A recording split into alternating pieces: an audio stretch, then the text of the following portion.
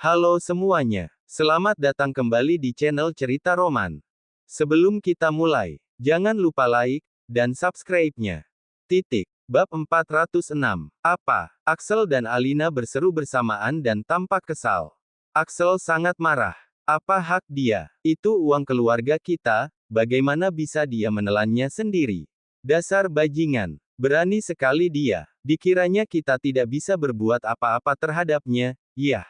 Alina juga meraung, tidak, aku akan pergi mencari bajingan ini sekarang. Aku ingin lihat apakah dia ingin cari mati sekarang. Selama 3 tahun ini, semua makanan dan barang yang dia gunakan itu yang mana yang bukan diberikan oleh keluarga kita. Oh sekarang dia sudah hebat jadi ingin melupakan budi kami, begitu. Tak akan. Diam-diam Hiro tertawa di dalam hatinya.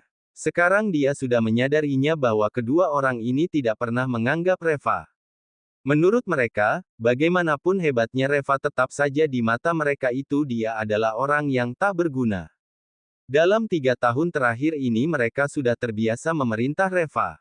Mereka bahkan sama sekali tidak peduli kepada perasaan Reva. Dan Reva juga tidak akan berbuat apa-apa terhadap mereka berdua karena Nara. Jadi asal kedua orang ini kesal, mereka dapat berbuat apa saja dan pergi mencari Reva dan merusuhnya. Diam-diam Hiro berkata dalam hatinya, ributlah kalian, semakin ribut semakin baik. Kalau hubungan antara Reva dengan Nara sudah putus nantinya dia baru memiliki kesempatan untuk mendapatkan Nara. Axel dan Alina sangat ribut dan terus berteriak mengatakan ingin pergi keluar mencari Reva. Tetapi mereka berdua segera dihentikan oleh Hiro. Pa, Ma, kalau kalian langsung mendatanginya seperti ini, dia pasti tidak akan mengakuinya.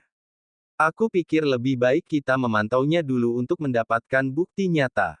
Pada saat itu, dia tidak mungkin bisa tidak mengakuin Val lagi. Ujar Hiro. Axel dan Alina langsung berhenti. Keduanya mengangguk dengan perlahan. Hiro, kau benar. Tetapi bagaimana cara kita mendapatkan buktinya? Tanya Alina. Hiro tersenyum dan berkata, apapun yang terjadi pada Reva, dia pasti tidak akan menyembunyikannya dari Nara. Aku masih memiliki beberapa kenalan di dalam perusahaan. Jadi aku akan meminta mereka untuk memperhatikannya saja. Mata Alina berbinar, benar juga, kalau begitu lakukan seperti itu saja. Hiro, kau harus mendapatkan buktinya. Pada sore hari, Reva dan Nara pergi ke perusahaan dengan membawa beberapa barang Nara ke rumah barunya. Sementara itu Nara telah memutuskan untuk berusaha sebisanya tidak pulang ke rumah orang tuanya kalau tidak perlu-perlu banget. Kalau sesekali pulang untuk menjenguk orang tuanya itu sama sekali tidak ada masalah tetapi dia juga tidak ingin membawa Reva ikut serta bersamanya. Dia benar-benar tak ingin melihat Reva ditindas oleh kedua orang tuanya lagi. Setelah bersibuk ria sepanjang sore, Nara baru selesai memindahkan barang-barangnya. Tetapi dia tidak tahu bahwa masalah ini sudah diketahui oleh Hiro. Hiro sendiri yang datang mengintipnya. Matanya langsung terpana ketika dia melihat Nara memindahkan barang-barangnya ke villa di Rose Garden. Ini adalah villa di Rose Garden. Hiro biasanya paling-paling hanya pernah mengunjungi rumah di Rose Garden yang ada di depannya saja. Tetapi dia sama sekali belum pernah mengunjungi villa mewah di Rose Garden. Dan sekarang Reva dan Nara malah benar-benar pindah ke sini. Apa masih perlu ditebak lagi? Sudah pasti ini adalah hadiah dari Kenji untuknya. Hiro segera pulang untuk mencari Axel dan Alina dan memberitahu mereka mengenai hal itu. Begitu mendengar berita ini, Axel dan Alina langsung sangat emosi dan marah. Dasar bajingan. Beraninya bajingan tak berguna ini menipu kita. Villa di Rose Garden itu pasti diberikan oleh Kenji kepadanya. Meskipun rumah mewah itu tidak sebagus rumah yang ada di Dragon Lake tetapi bagaimanapun juga itu menempati urutan teratas di kota Carson. Dan dia juga tidak memberitahu kita mengenai ini. Dia benar-benar ingin menelan semuanya sendiri. Tidak bisa, ayo kita cari dia. Axel dan Alina bergegas keluar dan langsung pergi ke villa di Rose Garden. Hiro dan Hana juga mengikuti mereka. Ekspresi keduanya tampak sangat bersemangat. Villa di Rose Garden. Seumur hidup pun mereka tidak pernah berani memikirkannya. Kalau Axel dan Alina bisa mendapatkannya maka di kemudian hari mereka berdua juga akan tinggal di villa itu. Tinggal di villa itu jauh lebih baik daripada di rumah kecil mereka yang sekarang. Sebelum kita lanjut, jangan lupa like dan subscribe-nya. Channel Cerita Roman, Bab 407. Reva dan Nara baru saja selesai memindahkan barang-barang mereka ketika mendengar bel pintu berbunyi. Keduanya membuka pintu dengan ekspresi terkejut. Mereka melihat Axel dan Alina datang dengan wajah yang memucat. Untuk sesaat keduanya tertegun. Tak perlu dikatakan lagi, sudah pasti mereka berbuat datang untuk mencari masalah. Dan benar saja, begitu masuk Alina langsung meraung, "Reva, dasar bajingan egois kau sudah lupa ya, 3 tahun ini, siapa yang telah merawatmu? Beraninya kau memperlakukan kami seperti ini. Kau masih punya hati nurani atau tidak?" Nara mengerutkan keningnya dan bertanya, "Ma, apalagi yang mau kau lakukan?" Dengan marah Alina berkata, "Apa yang mau aku lakukan? Menurutmu apa yang mau aku lakukan? Jangan kira aku tidak tahu ya, dia pasti telah menerima puluhan miliar dari si Kenji itu. Nilai ini baru saja mereka bicarakan saat di perjalanan ke sini tadi. Mereka hanya ingin menggertak dan melihat apakah mereka bisa mendapatkan sesuatu." Reva dan Nara tampak bingung. "Puluhan miliar? Dapat dari mana? Ma, kau dengar dari siapa? Sejak kapan Direktur SIM memberikan aku puluhan miliar?" Reva bertanya dengan heran. Nara juga tercengang, "Ma, apa kau telah ditipu oleh seseorang? Direktur SIM hanya memberikan sebuah perusahaan kepada Reva. Bagaimana mungkin ada puluhan miliar? Kalau tak percaya, kalian boleh pergi dan tanyakan kepada Direktur SIM saja." Melihat reaksi keduanya, Axel dan yang lainnya tampak cemberut. Sepertinya mereka memang tidak punya banyak uang. Alina mengibaskan tangannya, "Untuk apa aku bertanya kepadanya? Dia itu satu komplotan dengan kalian, sudah pasti tidak akan mengatakan yang sebenarnya kepadaku." "Reva, aku tanya kepadamu, kau bilang Kenji hanya memberikan sebuah perusahaan kepadamu, kan?" Reva mengangguk, "Ya." Dan Alina langsung bertanya lagi, "Lalu bagaimana dengan rumah ini? Tadi ketika aku datang, aku sudah mencari tahu. Rumah ini bernilai lebih dari 50 juta dolar. Reva, kau jangan memberitahuku bahwa rumah ini jatuh dari langit." Tiba-tiba Reva tersadar dan berkata, "Ma, ternyata maksudmu mengenai rumah ini. Rumah ini diberikan oleh Paman Geni dan teman-temannya kepadaku. Tadi siang kan ada pesta perayaan, jadi mereka memberiku rumah ini." Axel dan Alina tampak terkejut. "Si tua Geni dan teman-temannya yang memberikan rumah ini kepadamu. Kau tidak salah. Rumah ini harganya 50 juta dolar lebih. Berarti masing-masing dari mereka mengeluarkan sekitar 5 juta dolar. Si tua Geni itu sangat murah hati sekali." Dengan cemberut Nara berkata, "Investasi mereka kali ini mendapatkan pengembalian 10 kali lipat. Kalau investasinya 10 juta dolar berarti mereka bisa mendapatkan 1 miliar lebih. Jangankan rumah ini, perabotan-perabotan di dalam rumah ini pun semuanya dibeli oleh mereka. Aku sudah mencari tahu, perabot-perabot ini harganya sekitar 4 atau 5 juta dolar semuanya. Karena mereka semua telah mendapatkan untung jadi mereka rela untuk membelinya dan bermurah hati kepada kami.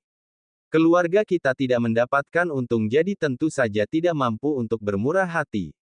Axel dan Alina langsung merasa tidak enak hati saat teringat mereka yang memaksa Nara untuk tidak menginvestasikan 2 miliarnya waktu itu. Kalau pada waktu itu mereka menginvestasikan 2 miliar itu bukankah sekarang sudah menjadi 20 miliar atau mungkin hampir 30 miliar? Apalagi mereka sendiri yang telah menyia-nyiakan kesempatan ini. Setelah hening sesaat lalu tiba-tiba Hana berkata, jadi untuk apa kakak ipar dan kakak sengaja pindah ke sini secara diam-diam? Kenapa tidak memberitahu papa dan mama bahwa kalian berdua pindah ke sini? Apa kalian berencana untuk tinggal berdua di sini dan hidup dengan nyaman dengan menikmati dunia kalian berdua, lalu sengaja membiarkan kedua orang tuamu tetap tinggal di rumah tua yang gelap, lembab, bobrok dan sempit itu? Kak, kau dulu tidak seperti ini. Dulu kau sangat berbakti. Mengapa sekarang kau telah berubah?" Alina langsung merasa kesal dan bertanya, "Reva, sebenarnya apa maksudmu? Si tua geni dan teman-temannya memberikan keluarga kita sebuah rumah, tetapi mengapa hanya kalian berdua yang pindah ke sini? Papamu dan aku belum terlalu tua saja, kalian sudah berencana untuk membuang kami begitu saja, lalu bagaimana kami bisa mengharap dan mengandalkan menantu kami setelah kami pensiun nanti? Aku rasa kau tidak meracuni kami saja sudah bisa dikatakan bahwa kau masih memiliki sedikit hati nurani. Sebelum kita lanjut, jangan lupa like dan subscribe-nya. Channel Cerita Roman, bab 408. Dengan tak sabar Nara berkata, "Ma, apa yang kau katakan itu? Paman Geni sendiri yang memberikan rumah ini kepada Reva. Apa hubungannya dengan keluarga kita? Investasi ini dipimpin oleh Reva. Paman Geni dan yang lainnya berinvestasi di tempat Reva.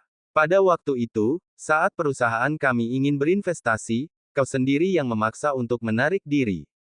Tidak peduli apakah itu keluarga kita ataupun perusahaan kita, semua itu tak ada hubungannya dengan masalah ini." Alina langsung membeku dan tak bisa berkata-kata. Dalam kasus Putri Austin yang sebelumnya dia masih bisa mengatakan bahwa obat dari farmasi Sulah yang telah menyembuhkannya. Tetapi kali ini, bagaimanapun caranya dia tidak akan dapat menghubungkannya dengan masalah ini. Dan pada saat ini tiba-tiba mendengus dingin. "Kak, aku benar-benar tidak mengerti apa yang kau ucapkan itu. Apa maksudnya dengan hanya memberikannya kepada Reva? Dan kau bilang tidak ada hubungannya dengan keluarga kita. Si Reva ini adalah menantu yang menikah ke dalam keluarga kita. Kalau sudah menikah, hartanya adalah harta milik bersama antara dia dengan istrinya. Bagaimana bisa harta dari menantu yang menikah ke dalam keluarga kita itu menjadi miliknya sendiri? Dia telah menumpang hidup dan makan di rumah kita selama ini. Dan pada saat itu mengapa kau tidak mengatakan bahwa barang-barang itu milik keluarga kita dan bukan miliknya? Oh, sekarang karena dia telah menghasilkan uang dan sudah hebat sehingga kau bisa mengatakan ini miliknya dan itu miliknya, begitu? Aku benar-benar belum pernah bertemu dengan orang yang sama sekali tidak tahu rasa berterima kasih. Melupakan jasa dan budi orang lain."